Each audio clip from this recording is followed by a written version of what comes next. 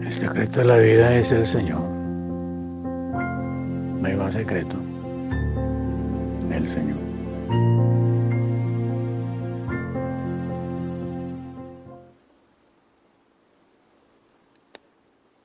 Sin conocer al Señor,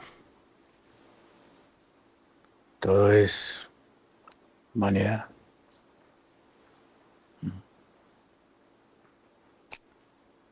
Lo que el hombre ha hecho más, lo más grande del hombre es su vanidad. El mejor ejemplo de eso es la vida de Salomón.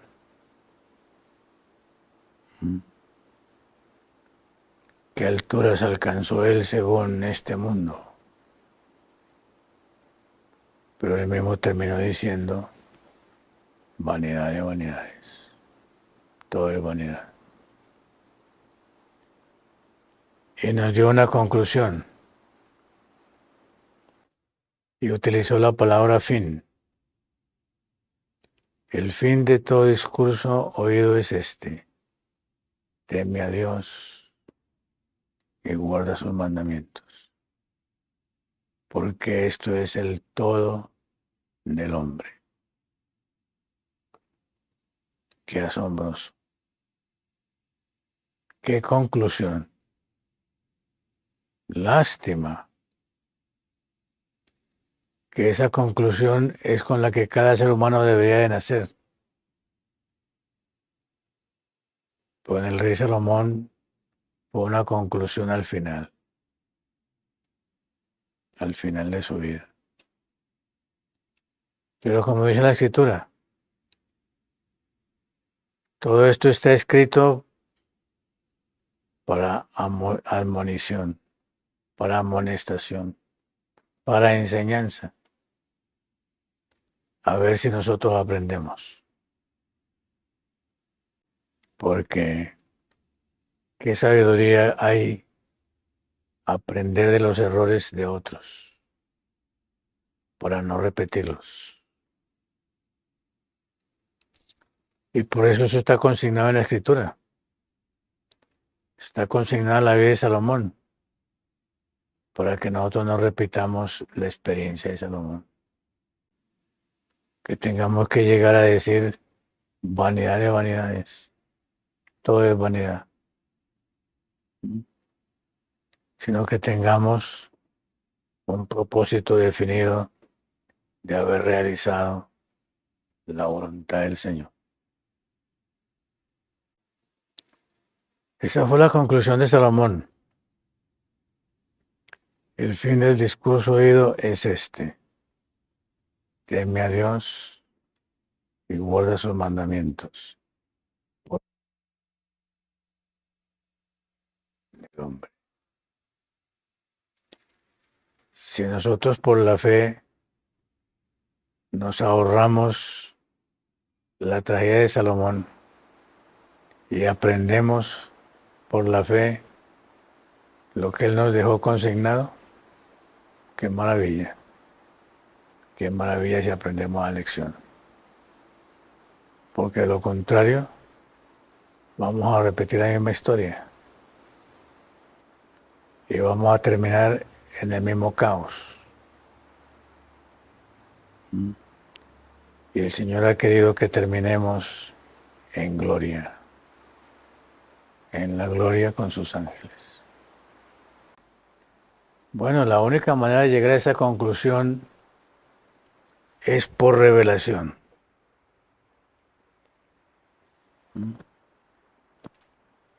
Porque lamentablemente en la naturaleza del hombre caído se perdió. Pero el Señor en su misericordia ha enviado revelación, ha enviado luz, ha enviado conocimiento. El mismo Señor se ha manifestado y se manifiesta todavía a cada ser humano. Como dice la Escritura. La Escritura comienza con un versículo muy especial, que si nosotros los pecadores le pusiéramos sentido, le diéramos la importancia que esta declaración tiene, que utilizó Moisés necesariamente dirigido por el Espíritu Santo. ¡Wow! Qué diferente sería la experiencia humana. Aquí dice, y la tierra estaba desordenada y vacía, y las tinieblas estaban sobre la faz del abismo, y el Espíritu de Dios se movía sobre la faz de las aguas. Este versículo es muy importante.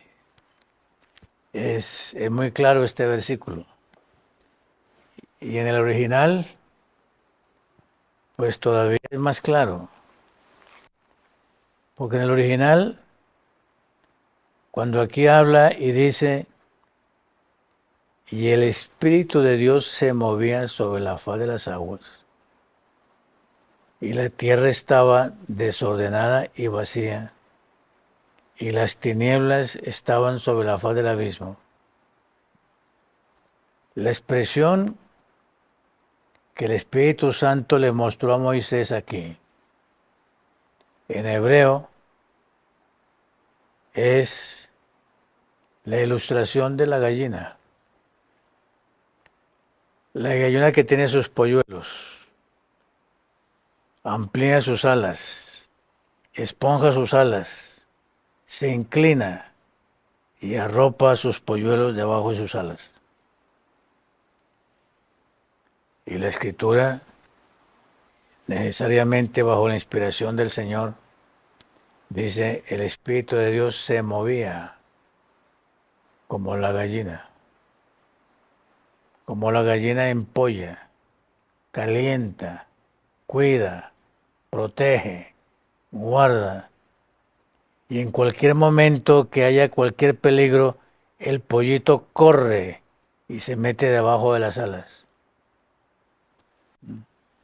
Y esa comparación que se utiliza aquí es la comparación que utiliza el Señor para decir cómo Él trabaja con la humanidad, cómo Él trabaja con la raza humana, cómo Él trabaja contigo y conmigo como pecador.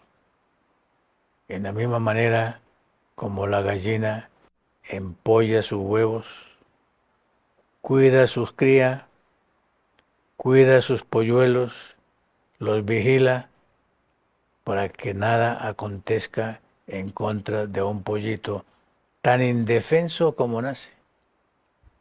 ¿Qué puede un pollito? Pollito no puede hacer nada. La gallina hace todo por él. Hasta le muestra la comida, le pica la comida, le indica todo el camino y está pendiente la gallina de su cría.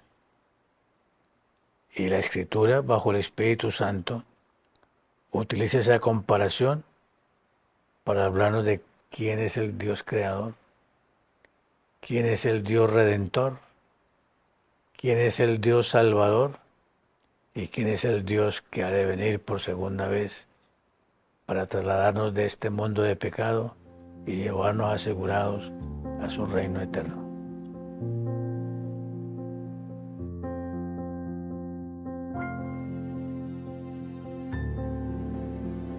Es muy interesante observar la revelación. ¿Cómo comienza la Escritura? La Escritura comienza con una declaración, con la declaración más cierta, más auténtica, más verdadera. es una declaración que en la cultura de hoy y en el mundo de hoy la han descartado. Pero es muy importante que la escritura comienza con una declaración, con el mayor principio que hay en este universo. En el principio, Elohim, Dios. En el principio, Elohim. Lo primero, el Señor. El ser humano lamentablemente no se desenvuelve así. El ser humano se desenvuelve es totalmente opuesto a saber que hay un creador que hizo los cielos y la tierra y que es el autor de toda la vida. La escritura, la revelación, no nos presenta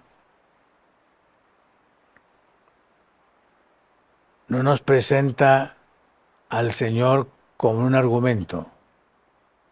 La escritura descarta todos los argumentos y dice desde el primer versículo, en el principio Elohim, Dios, creó los cielos y la tierra.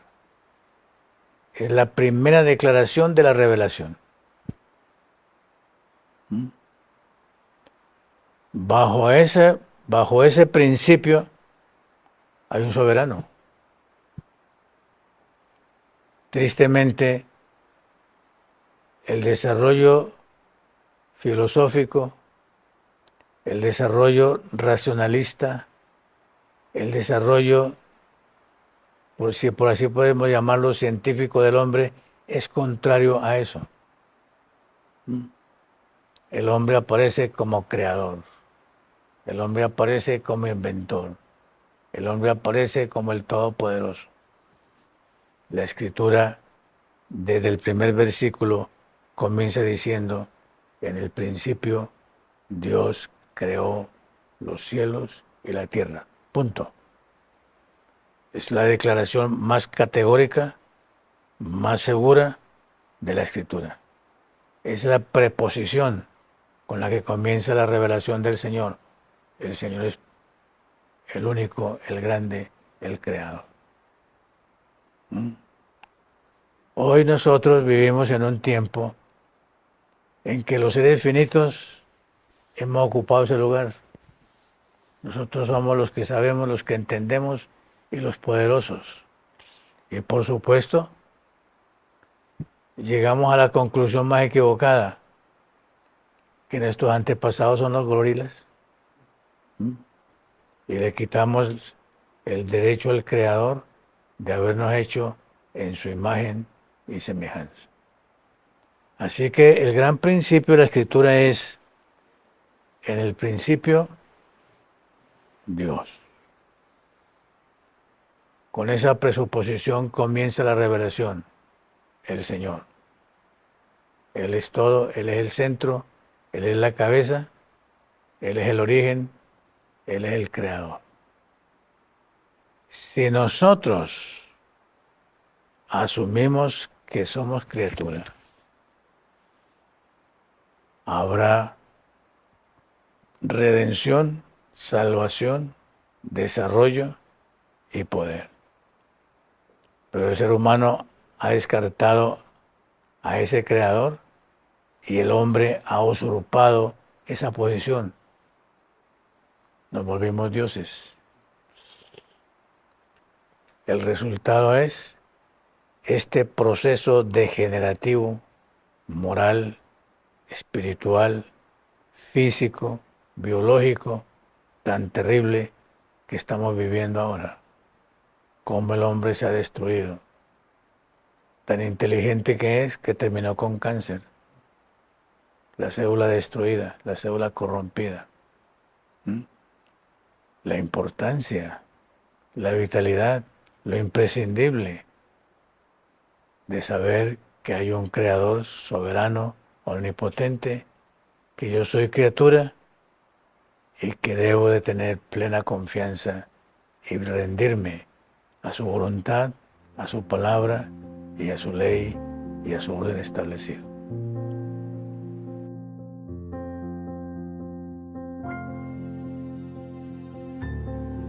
Afortunadamente, ese es un proceso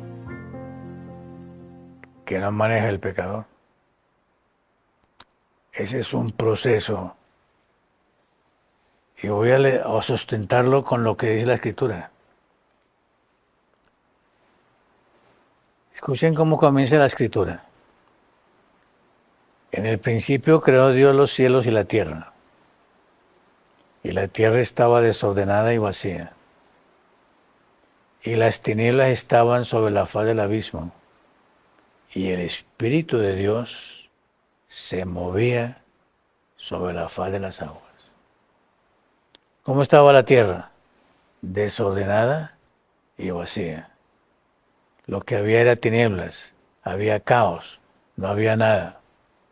Pero llega el Señor y dice aquí, el Espíritu de Dios se movía.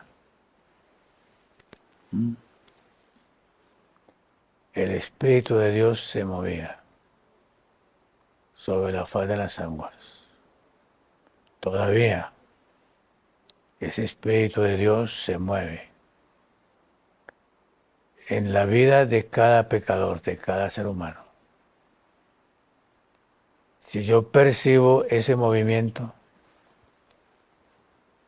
si yo soy consciente de ese movimiento y creo que ese movimiento no es mío, no es autónomo, no nace en mí porque yo soy autónomo, sino que ese movimiento está detrás y hay otro que trabaja en ese movimiento, yo voy a encontrar la respuesta y la razón de la vida. Porque hay un creador. Hay un creador que hizo los cielos y la tierra. Ese argumento es muy elemental, porque ¿quién de nosotros dice que es autónomo? ¿Quién de nosotros se hizo solo, se hizo a sí mismo? ¿Quién de nosotros? Tuvimos un progenitor, tuvimos un antecedente. Y este mundo, este universo tiene un antecedente. La Escritura lo llama Elohim, lo llama Yahweh. Nosotros lo traducimos por el Señor, el Creador, el Señor Jehová. Hay un Creador, hay un ser omnipotente que está detrás de todas estas cosas. Así como nosotros. Nosotros vemos un automóvil, nosotros vemos un avión, nosotros vemos un tren. Más sencillo, nosotros vemos un reloj. Y si vemos un reloj, nos preguntamos, ¿y quién lo hizo? Si decimos que se hizo solo, tremendo absurdo que se hizo solo, que se hizo a pedazos, que apareció un tornillo por aquí, que apareció otra molécula por allá y que se fue formando solo. No lo vamos a aceptar. Pero hay un creador. Hay un creador omnipotente detrás de todas estas cosas, una mente inteligente. Y afortunadamente, tú y yo, como pecadores, somos una expresión de eso. Y la Escritura dice que el hombre fue hecho en la imagen y semejanza de Dios. Tú y yo somos una muestra de esa creación. Muy difícil negarla. Si la negamos, es todo un absurdo. Porque ¿quién ha dicho que este reloj se hizo solo? Este reloj tuvo que haber un relojero.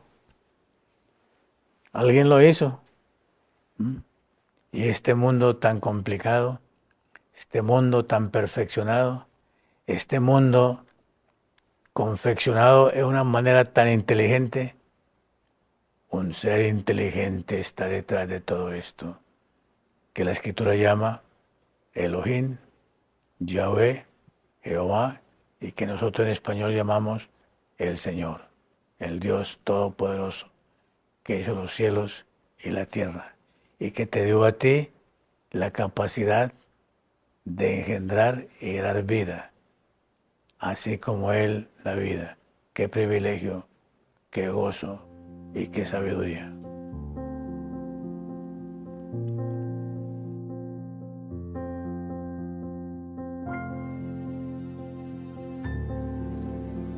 Bueno, lo que yo he llegado a percibir es lo siguiente. Casi que nosotros los seres humanos pensamos que somos un accidente.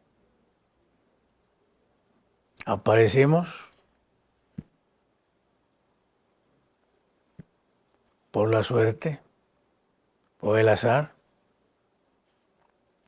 Es muy difícil hoy tener una mente teísta, una mente creacionista. La mayoría de los seres humanos piensan que somos un accidente, que ni siquiera sabemos de dónde venimos ni hacia dónde vamos. La mejor evidencia de eso es el mundo de ahora. ¿Cómo es que la gente eligió la droga como el alimento de la vida? Todo el mundo utilizando elementos que lo drogan. El alcohol, la cerveza, el cigarrillo, el tabaco, la marihuana, la cocaína y quién sabe cuántas cosas más que hemos inventado. Y cada día inventamos una droga o una pasta o un compuesto químico para nosotros vivir una vida menos sin sentido y con menos realidad. ¿Cómo es que la humanidad inteligente llegó a esa conclusión? La razón es muy sencilla. Perdimos de vista al Creador. Perdimos de vista al que hizo los cielos y la tierra.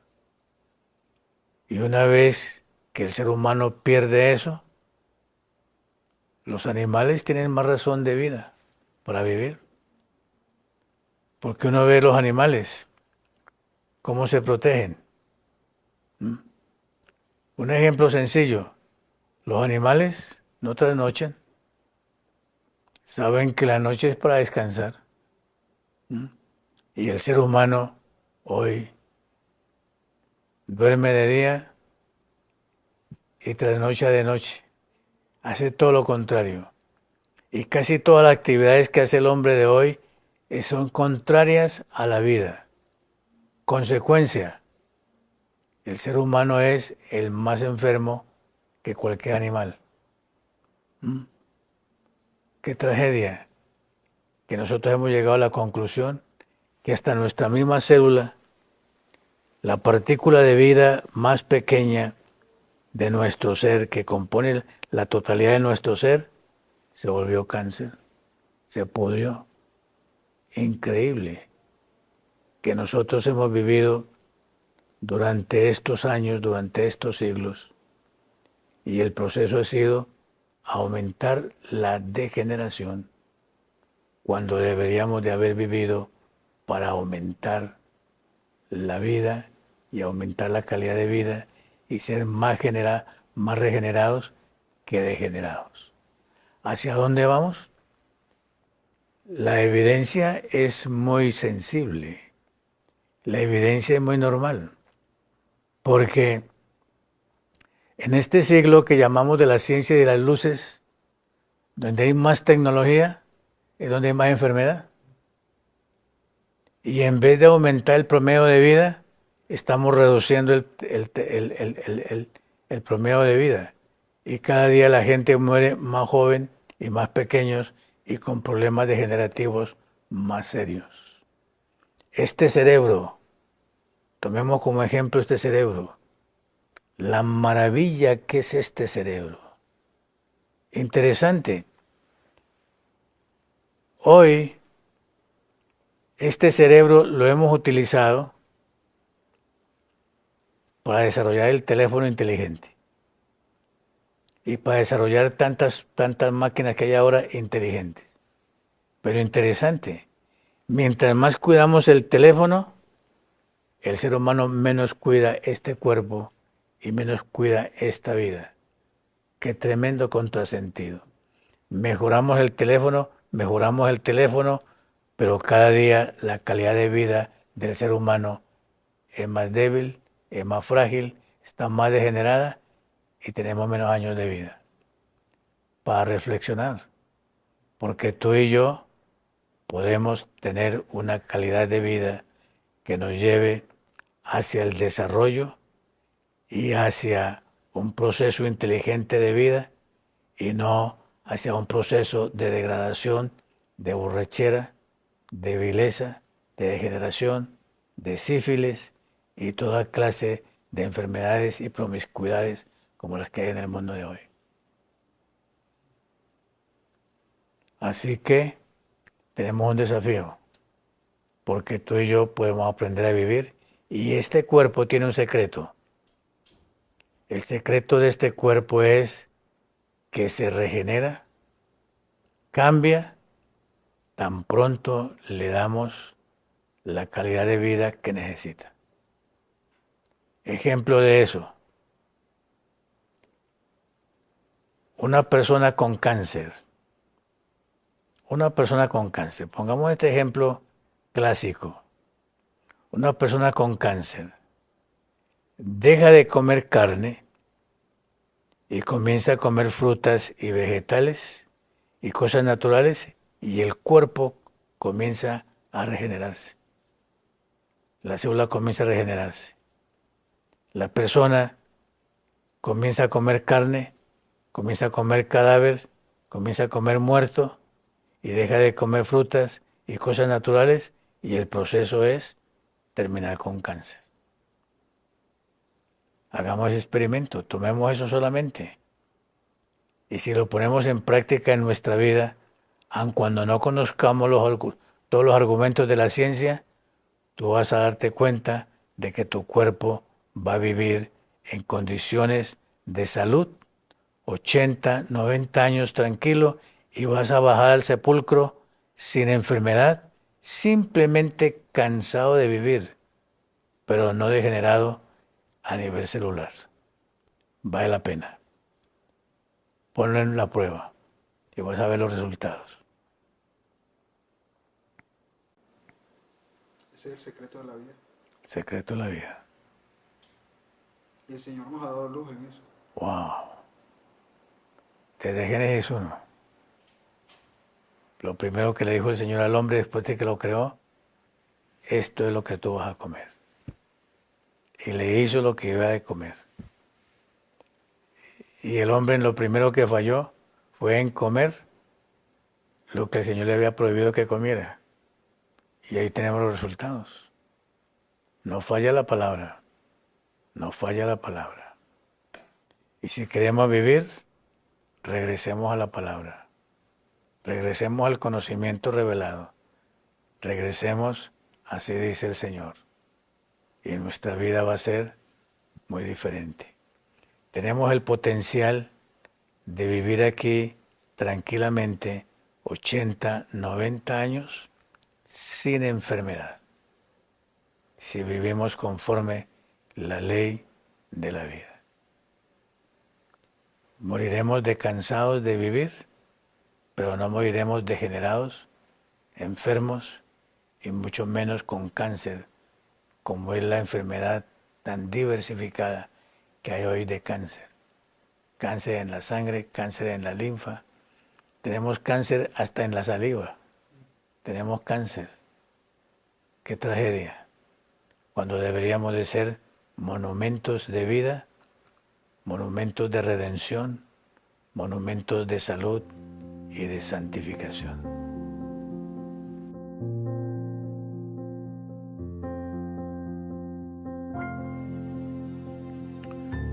Hay un principio bíblico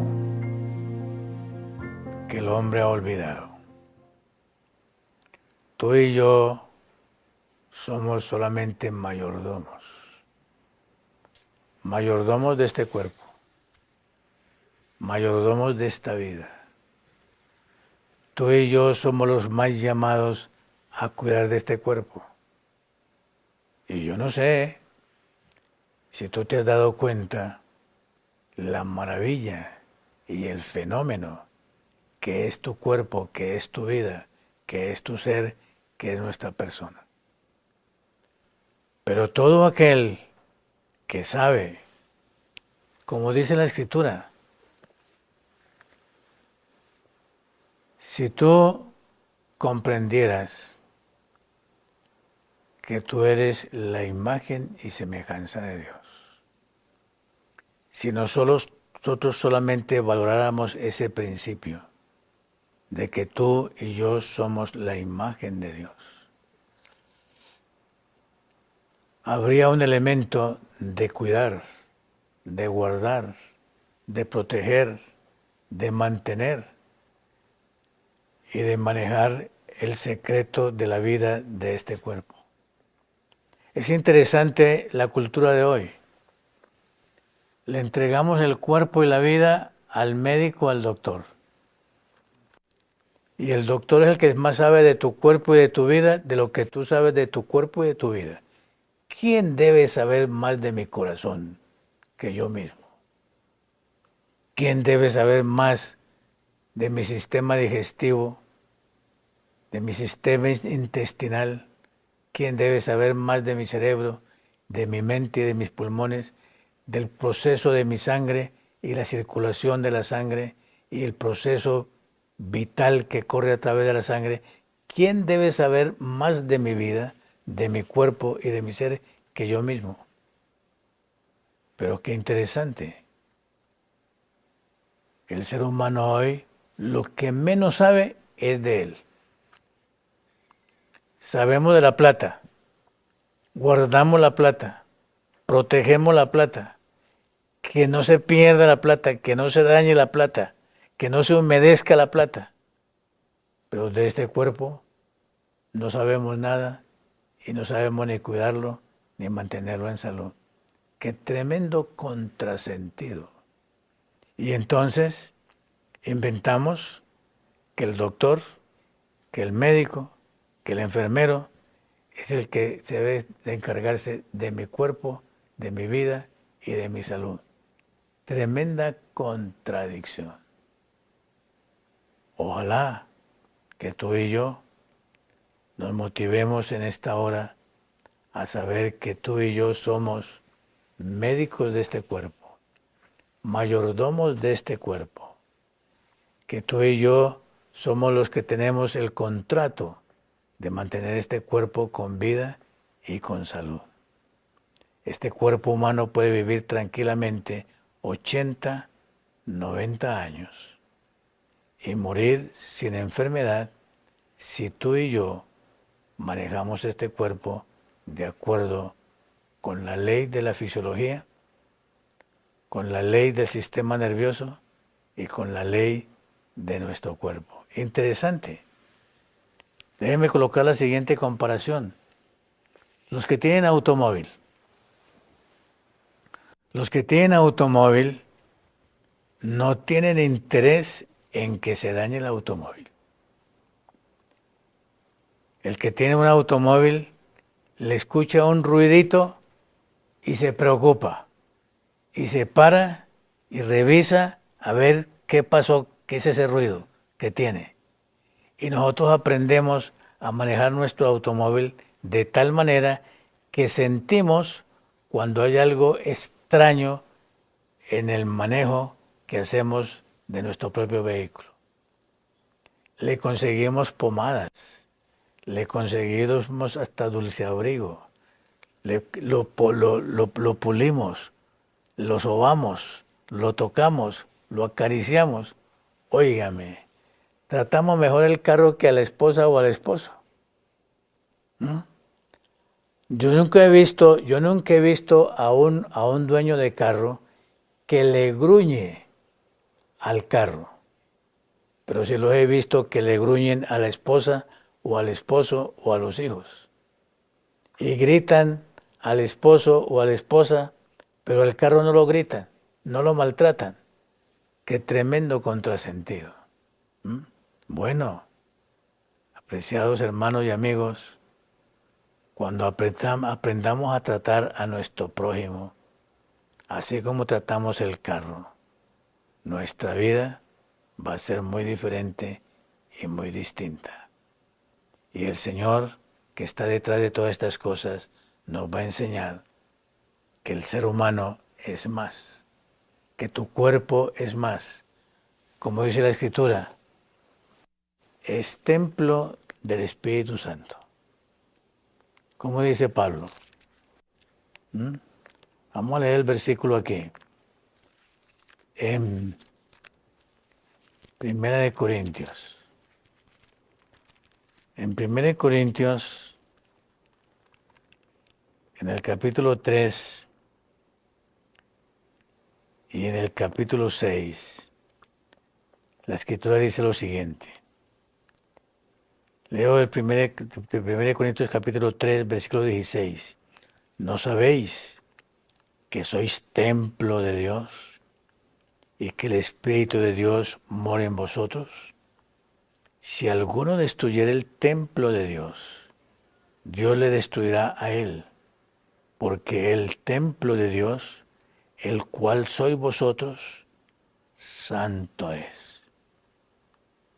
Si tú y yo tuviéramos esta teología, si tú y yo tuviéramos esta filosofía, si tú y yo tuviéramos esta comprensión de lo que es tu cuerpo, de lo que es tu vida, templo de Dios, y que el Espíritu de Dios mora en ese templo, y que nosotros no podemos destruir de ninguna manera este templo.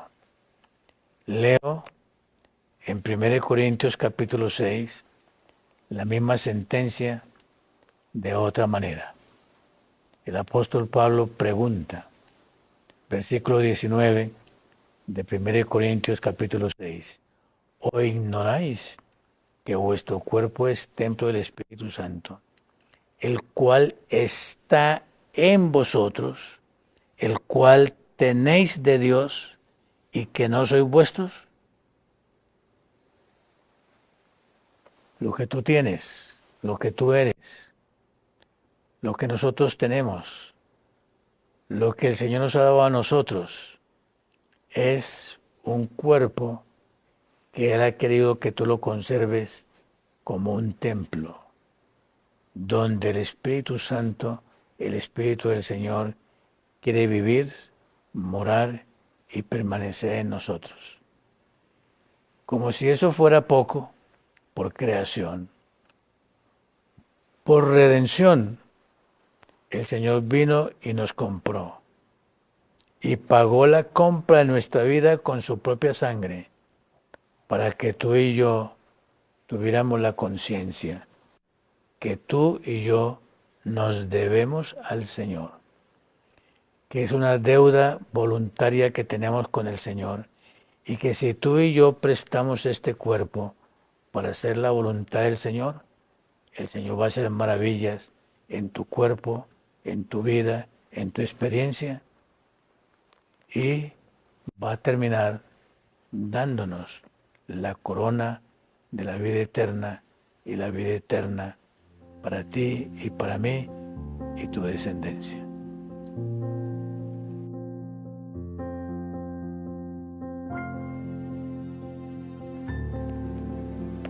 Esto es gratis.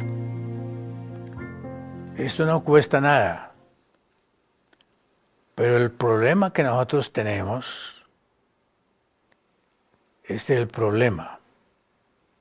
El problema que tú tienes, este mismo problema que yo tuve, este mismo problema que tiene todo ser humano. Porque el cielo te trata a ti como persona.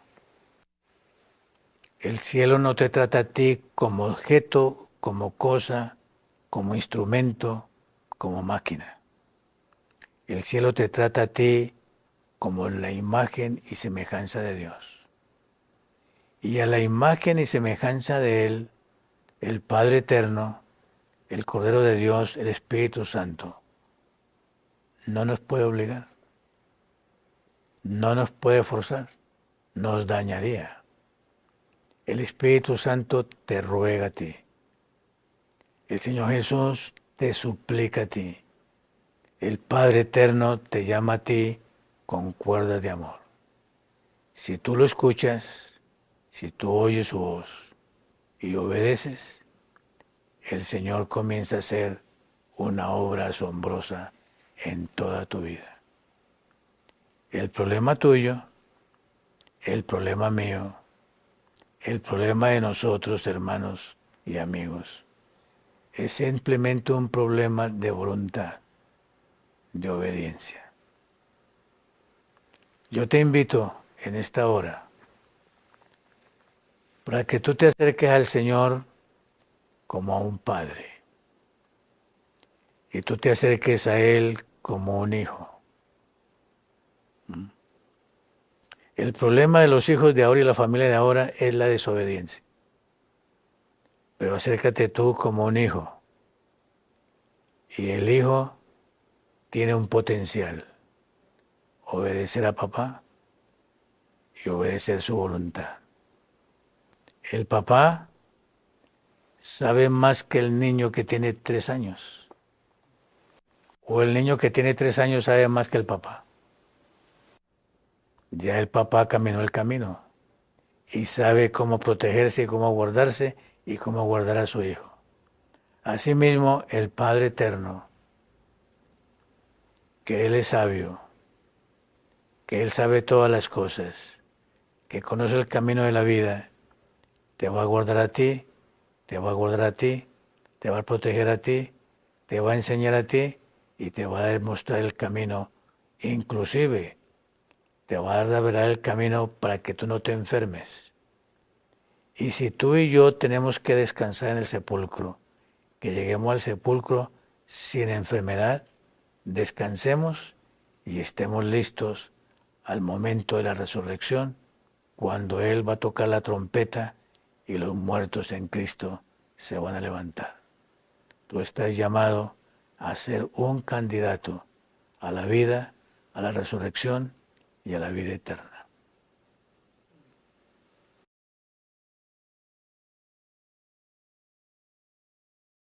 Amado Padre, gracias por tu paternidad. Gracias, Padre, porque tú has entregado todo para que nosotros podamos vivir y ser resucitados de este cuerpo de muerte. Padre, perdónanos. Perdona nuestras equivocaciones. Perdona nuestros extravíos. Perdona nuestra desobediencia. Y perdona, Señor, nuestros pecados. Y habilítanos, Señor, porque queremos vivir para tu honra y tu gloria. Particípanos de tu vida y, Padre, tú todavía estás resucitando a tus hijos a esta vida de plenitud y de victoria. Te pedimos el perdón, te pedimos tu restauración y te pedimos, amado Padre, que estés con nosotros hasta el día en que te veremos venir en gloria por segunda vez. Lo pedimos y agradecemos todo en el nombre de Jesús. Amén. Amén.